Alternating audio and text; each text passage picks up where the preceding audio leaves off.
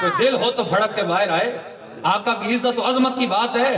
آؤ حضور کے در پہ آ جاؤ.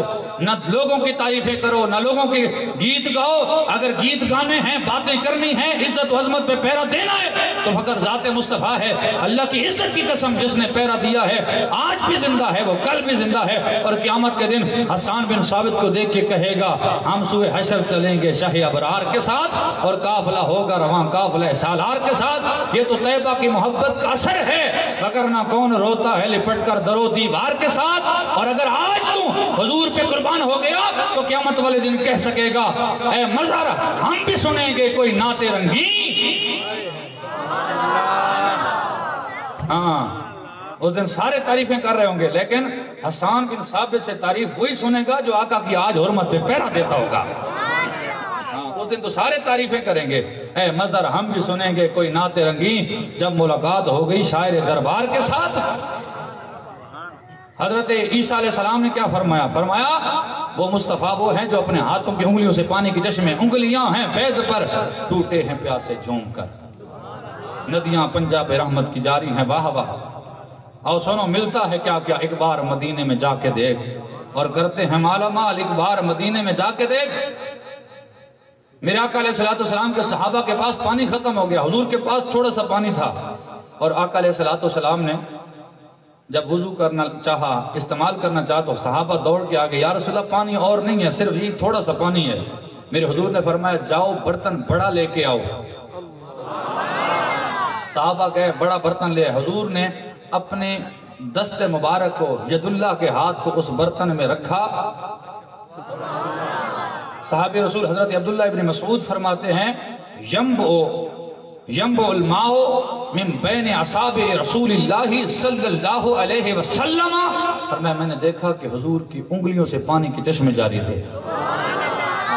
اگر ہمیں حضور کی عزت کا پتہ ہو نا تو پھر لبیک کا معنی بھی ہمیں سمجھ آ جاتا ہے، پھر ہمیں ختم نبوت کا کاز بھی سمجھ آ جاتا ہے.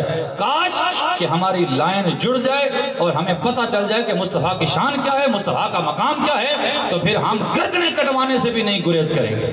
نعرہ تکبیر، نعرہ رسالت، تاجدار ختم نبوت، تاجدار ختم نبوت. لبیک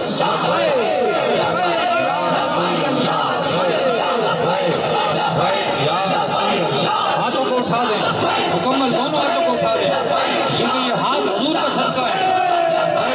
لبیک یا رسول اللہ، لبیک لبیک یا رسول اللہ، لبیک لبیک لبیک یا رسول اللہ، تاجدار ختم نبوت.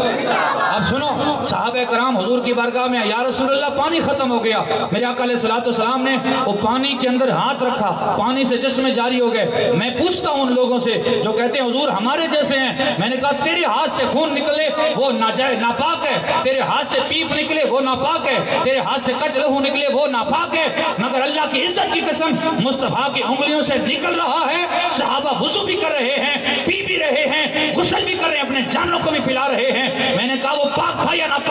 یا پھر ماننا پڑے گا کہ مصطفیٰ اور ہیں، کائنات کے انسان اور ہیں، مصطفیٰ کی عظمت اور ہے. ہمارے آقا علیہ السلام کے ساتھ مقابلہ مت کر. ہمارے آقا کی شان بڑی برا البرا ہے. اب علماء نے یہاں پہ ایک بات کی ہے، انہوں نے کہا سب سے افضل پانی کون سا ہے؟